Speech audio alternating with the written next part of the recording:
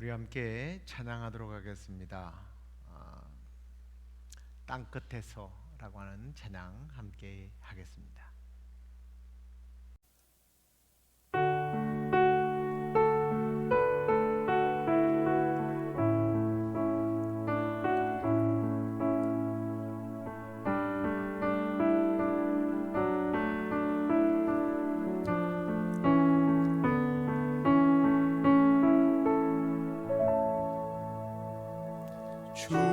주께서 주신 동산에 땀 흘리며 씨를 뿌리며 내 모든 삶을 드리리. 날 사랑하시는 내 주님께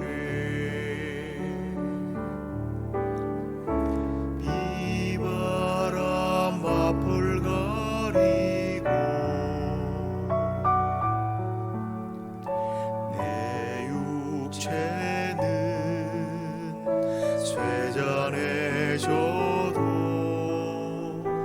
내 모든 삶을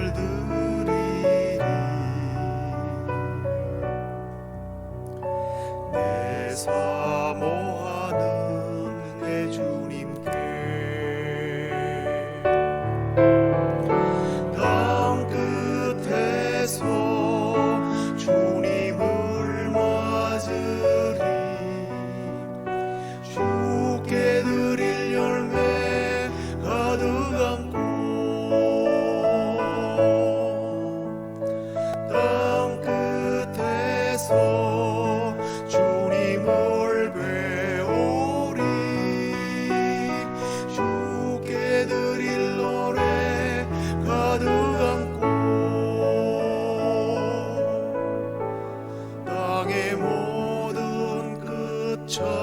찬양하라.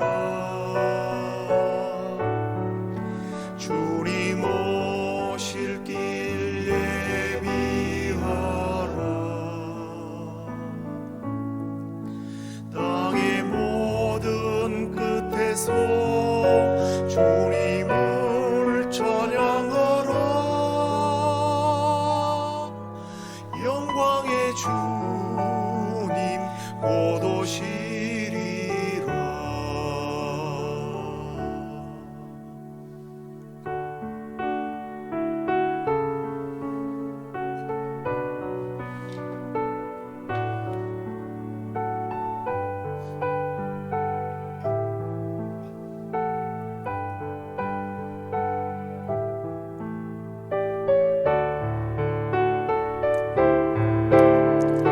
땅 끝에서 주님을 맞으리.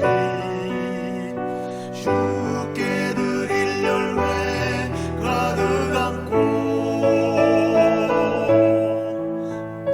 땅 끝에서 주님을 배우리. 주께 드릴 노래 가득 안고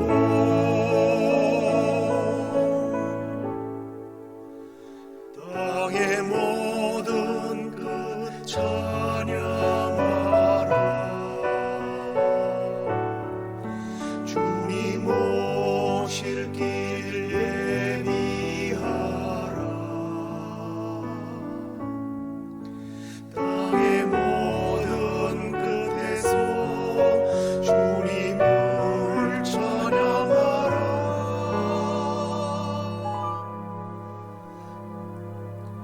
영광의 주님 곧 오시리라.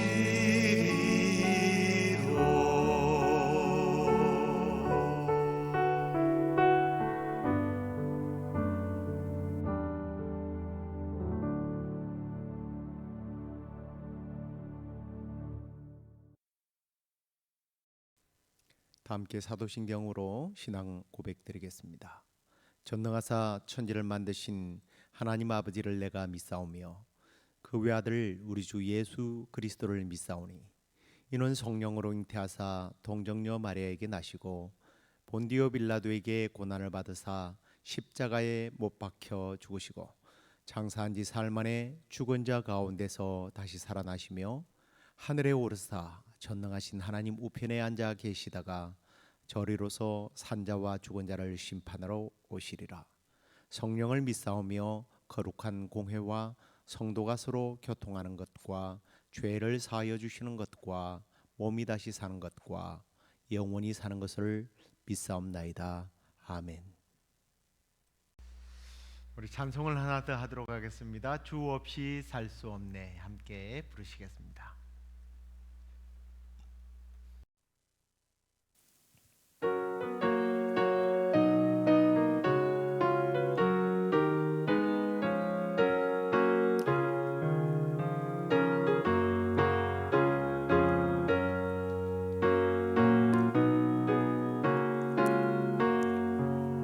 주 없이 살 수 없네 죄인의 구주여 그 귀한 보배 피로 날 구속하소서 구주의 사랑으로 흘리신 보혈이 내 소망 나의 위로 내 영광 됩니다. 주 없이 살 수 없네 나 혼자 못서리 힘없고 부족하며 지혜도 없도다 내 주는 나의 생명 또 나의 힘이라 주님을 의지하여 지혜를 얻으리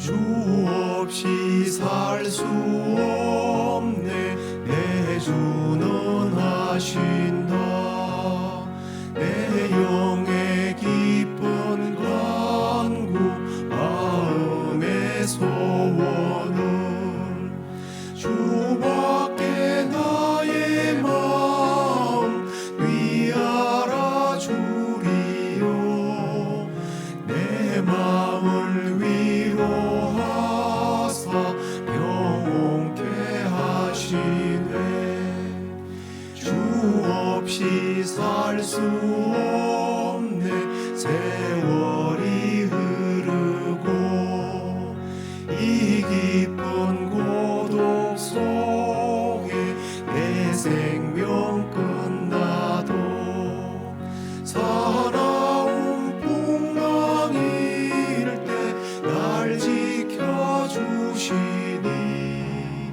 내 곁에 계신 주님 늘 힘이 됩니다.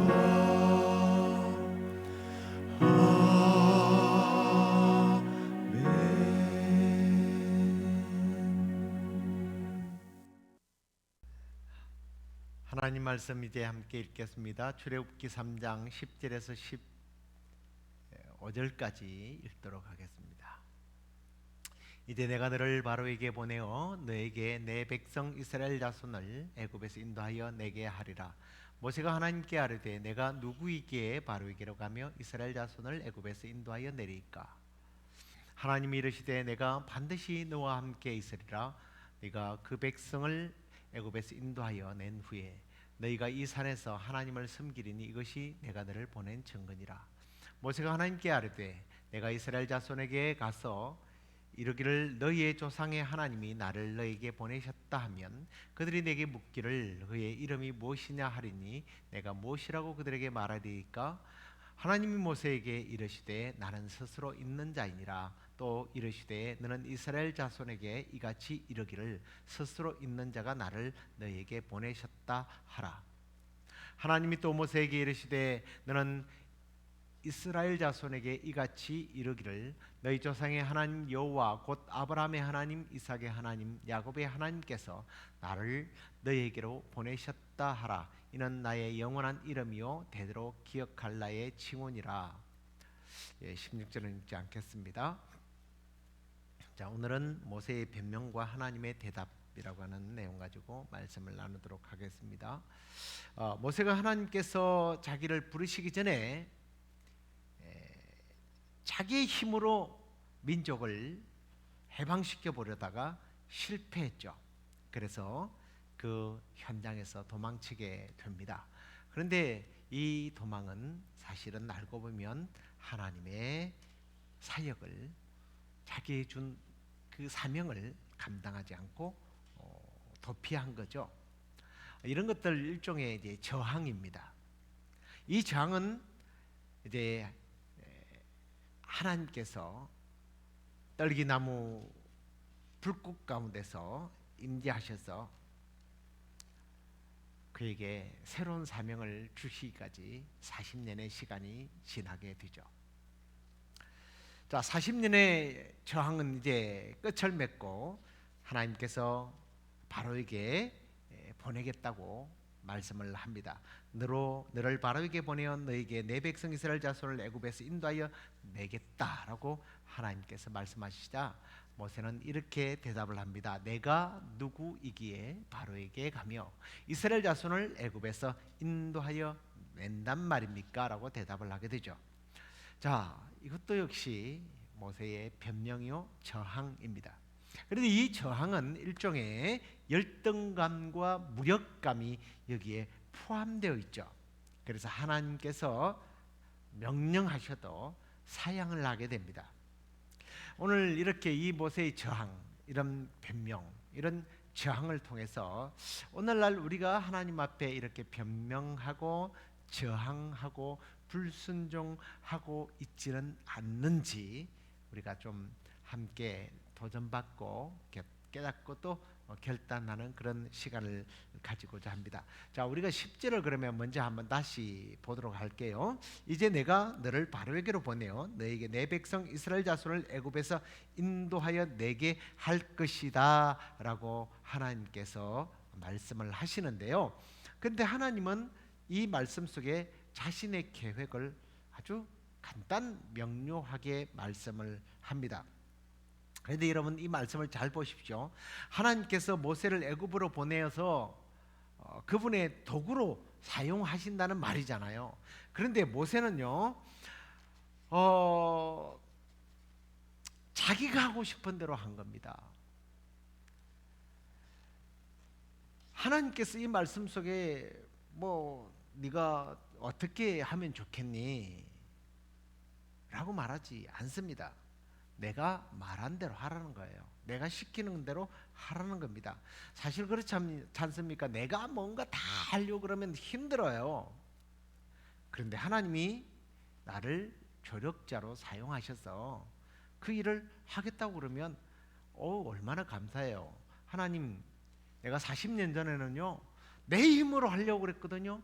내가 하려고 그랬는데 실패했는데 이제 하나님이 하라고 하시니까 네, 할게요. 이러면 되는데 모세는 자기 보고 하라는 줄 알았던 거예요. 그러니까 짜증이 났을까요? 나 40년 전에 실패했는데 나보고 또 하라고요?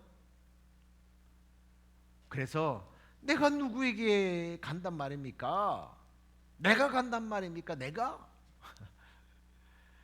누구이긴데 내가 간단 말입니까? 그래서 하나님께서 이렇게 말합니다. 하나님이 이르시되 내가 반드시 너와 함께 있으리라. 네가 그 백성을 애굽에서 인도하여 낸 후에 너희가 이 산에서 하나님을 섬기리니 이것이 내가 너를 보낸 증거가 될 것이다. 내가 누군데 바로한테 가며 이스라엘 자손을 애굽에서 인도하여 낸단 말입니까? 그랬더니 하나님께서 자신을 이렇게 소개를 합니다. 너와 함께하는 나는 스스로 있는 자다라고 대답을 하게 됩니다. 자, 그러면서 하나님께서 지금 이렇게 이야기를 하는 겁니다. 반드시 너와 함께 있을 것이다. 반드시 너와 함께 할 것이다 라는 말씀을 하나님께서 하게 됩니다. 자, 이게 얼마나 힘 있는 말이에요. 자기 스스로 하는 것도 아니고 하나님이 함께 있어서 하나님이 함께 이 일을 하도록 해주신다는데 얼마나 힘이 되는 말이에요. 그리고요, 이 산에서 하나님께서 예배를 받으시겠다고 말씀합니다. 당시에요, 이 산이라고 하는 것은 특히 이제 막 높고 큰 산은요, 이 시내산이 그런 산이거든요. 이게 신성시했습니다. 이 신성시하는 이 거대한 산도 결국은 하나님의 피조물이라는 거예요. 창조물이라는 거예요. 그래서 하나님처럼 존경을 받고 높임을 받는 것이 아니라 이 산도 결국은 나를 예배하는 일에 쓰임 받는다는 겁니다. 내가 산을 향하여 눈을 들리라. 나의 도움이 어디서 오는가? 천지를 지으신 여호와에게서로부터.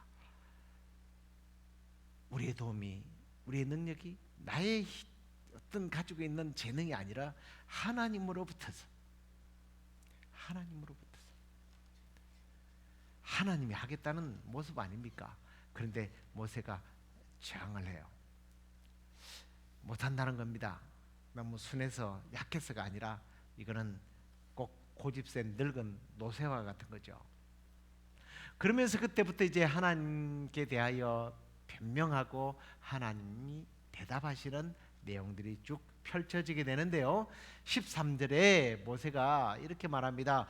하나님께 아뢰되 내가 이스라엘 자손에게 가서 이르기를 너희의 조상의 하나님이 나를 너희에게 보내셨다 하면 그들이 내게 묻기를 그의 이름이 뭐냐라고 물을 것입니다.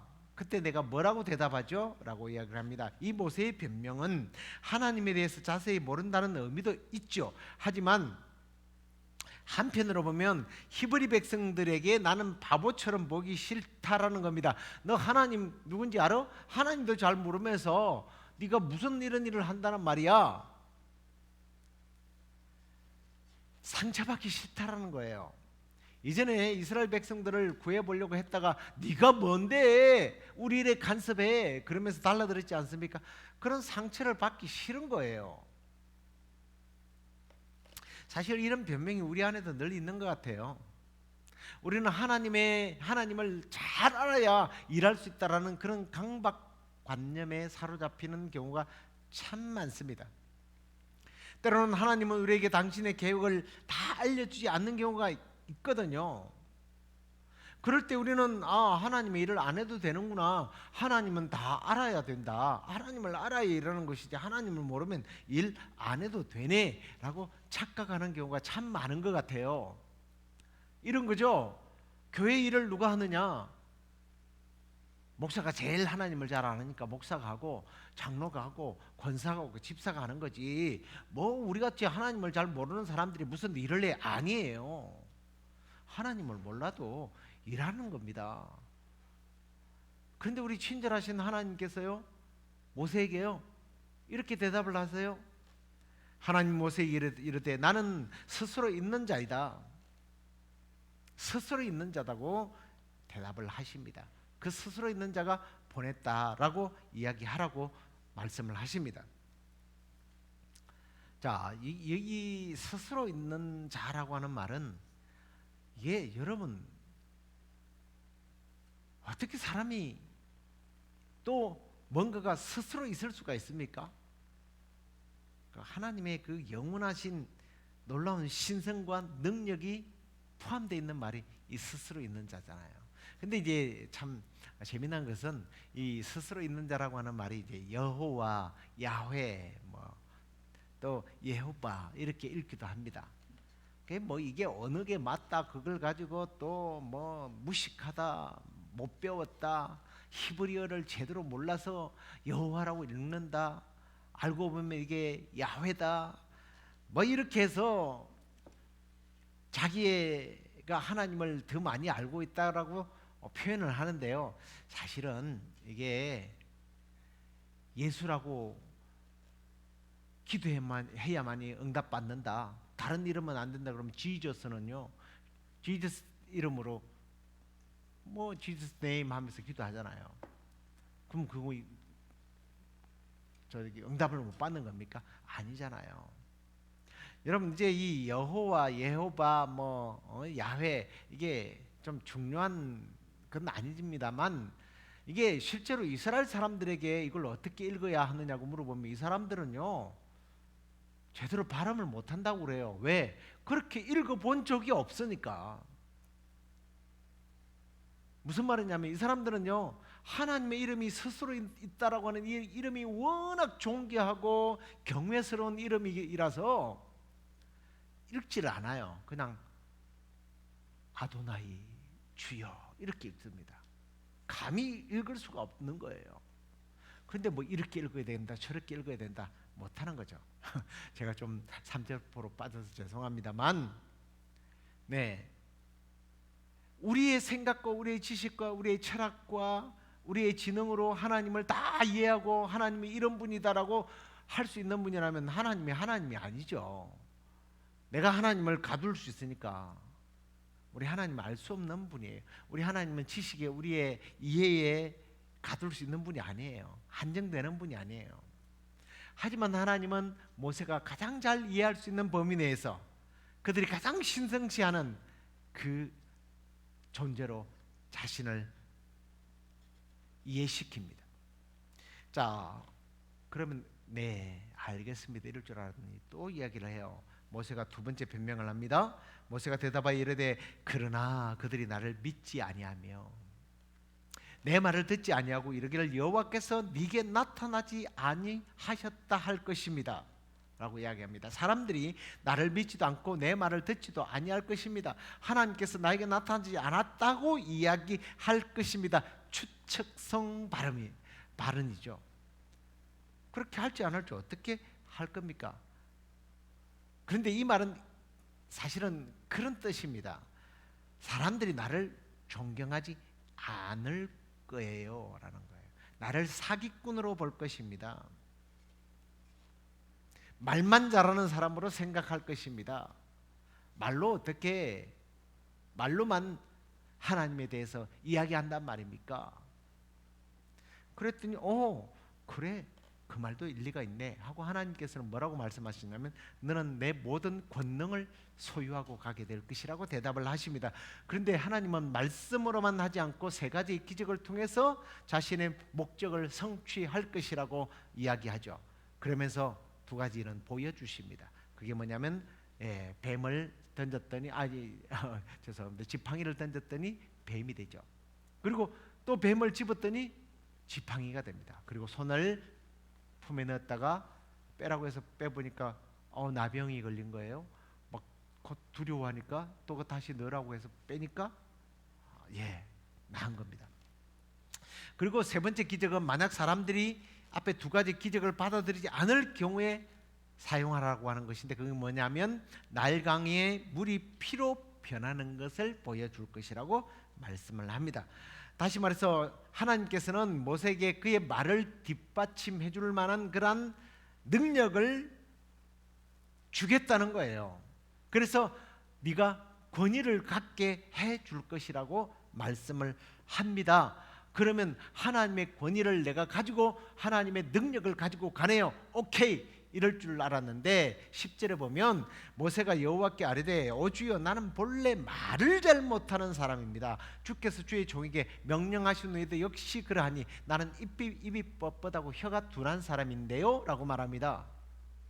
사실 모세가 지금 하나님 앞에 이렇게 그 조리 있게 자기의 어떤 가지고 있는 생각들을 피력하는 걸 보면 모세가 말 못하는 게 아니에요. 말을 굉장히 잘하는 사람이네요. 그런데 못한다는 겁니다. 이게 뭡니까?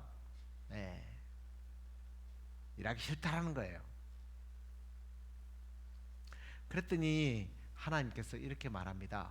여호와께서 그에게 이르시되 누가 사람의 입을 지었느냐? 누가 말 못하는 자냐?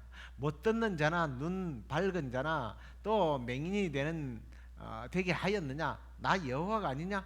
이제 가. 내가 내 입과 함께 있어서 할 말을 가르쳐 줄 거야 라고 이야기를 합니다. 너는 웅병수를 가질 필요 없어. 내가 너를 그렇게 사용할 거야. 나의 능력을 채워줄 거야. 그랬더니 마지막 말이 뭔지 압니까? 출애굽기 4장 13절에 보면 주여, 오 주여, 보낼 만한 자를 보내셨어, 이렇게 대답합니다. 공동 번역을 보면 모세의 마음을 잘 표현해 놨는데 이렇게 되어 있어요. 모세가 다시 주여, 죄송합니다. 보내실 만한 사람이 따로 있을 줄 압니다. 그런 사람을 보내십시오 하고 사양을 했다라고 기록을 하고 있습니다.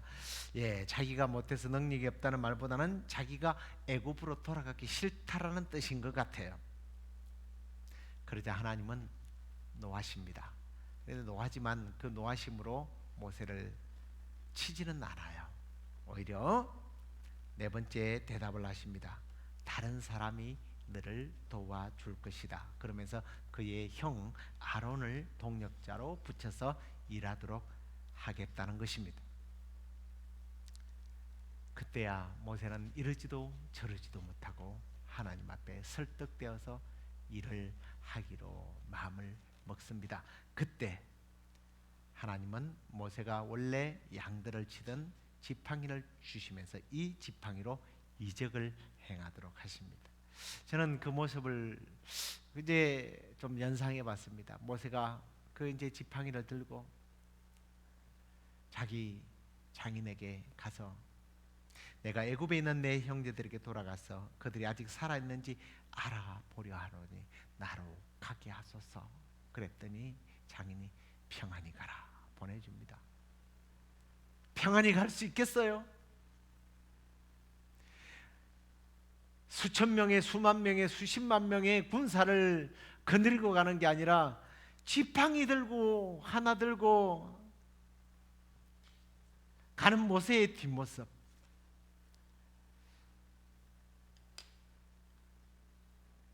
제가 이 말씀을 준비하면서 갑자기 그 모세의 뒷모습을 보게 됐습니다. 참 개인적인 이야기를 해서 죄송합니다만 몇 년 전입니다. 우리 딸아이가 그 이제 졸업 사진을 찍더라고요.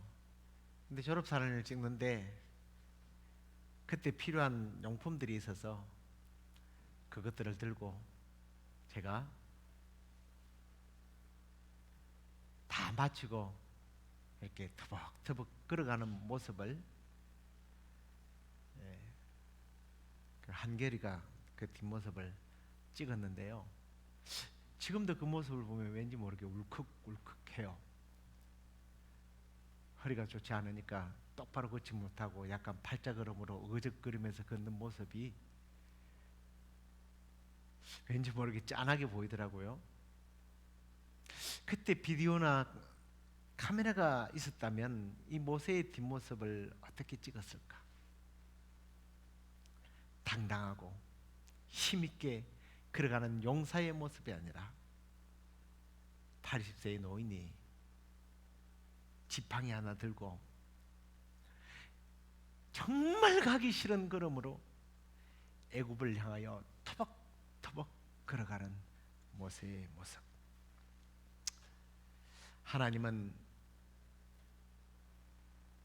이 모세를 통하여 당신의 사심을 드러내고 하나님의 하시는 일을 보기 위하여 이 나이든 노인을 가라고 등을 떠밀어서 애굽을 향하여 보내는 모습입니다.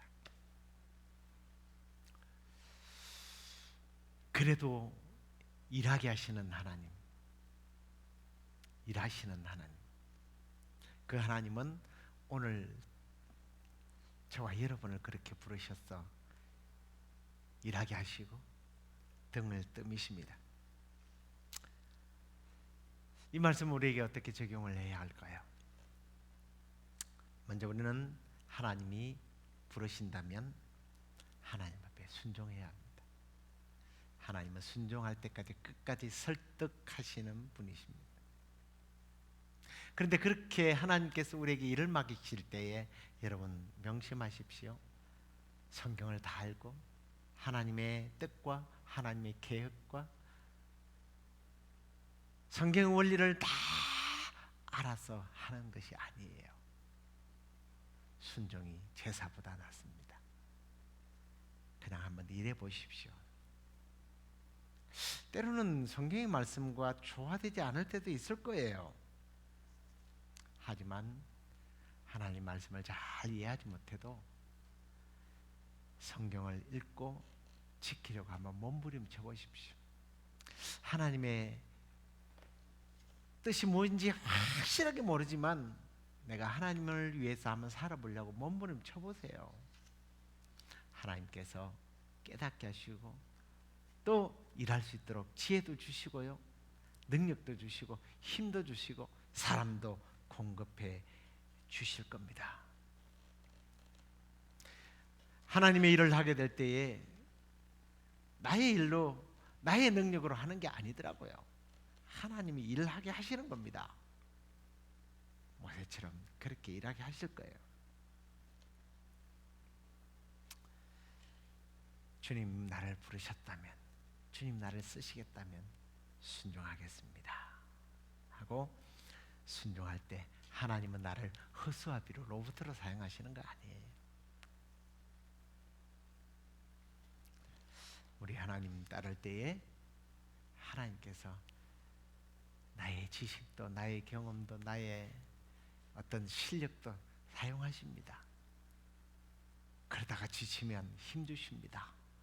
그러다가 아프면 고치십니다. 그러다가 사람이 필요하면 붙이십니다. 때로는 하나님의 일을 할 때 유혹도 있을 거예요. 방해도 있을 거예요. 그렇지만 하나님 하게 하심을 믿고 함께 하심을 믿고 일함으로 하나님께서 우리에게 그 일을 감당하게 하셔서 주님 앞에 귀하고 아름답게 쓰임받게 되는 저와 여러분이 되기를 주의 이름으로 축원합니다. 기도하겠습니다. 하나님 고맙습니다. 감사합니다. 부족한 나를, 부족한 우리를 부르셔서 하나님의 나라를 위하여 사용해 주시니 감사합니다. 주님, 우리를 사명자로 부르실 때는 주님 분명히 하나님 목적과 계획과 하나님의 능력을 주시고 그 일을 감당할 수 있기에 부르신 줄로 믿습니다. 결코 변명하지 않게 하시고 거역하지 않게 하시고 주의 일을 감당할 때에 주께서 함께 하시는 그 능력을 경험하게 되고 그 일을 감당하여서 하나님 나라 위하여 아름답고 멋있게 쓰임받는 생애 되도록 우리를 사용해 주옵소서. 우리 교회에 주의 일을 하면서 지치고 힘들고 병들고 아파하고 고침을 받아야 하는 분들이 많습니다. 주여 오늘도 그들을 찾아가셔서 어루만져 주시고 위로해 주시고 고쳐 주시고 힘 주시고 능력 주셔서 앞으로도 주님 영광 위하여 귀하게 쓰임받는 일꾼들을 되게 하여 주옵소서. 그렇게 해주실 줄 믿고 예수님 이름으로 감사하며 기도드리옵나이다. 아멘. 하늘에 계신 우리 아버지여, 이름이 거룩히 여김을 받으시오며 나라의 임하옵시며 뜻이 하늘에서 이루어진 것 같이 땅에서도 이루어지이다. 오늘날 우리에게 일용할 양식을 주옵시고 우리가 우리에게 죄 지은 자를 사하여 준 것 같이 우리의 죄를 사하여 주옵시고 우리를 시험에 들게 하지 마옵시고 다만 악에서 구하옵소서. 대개 나라와 권세와 영광이 아버지께 영원히 있사옵나이다. 아멘.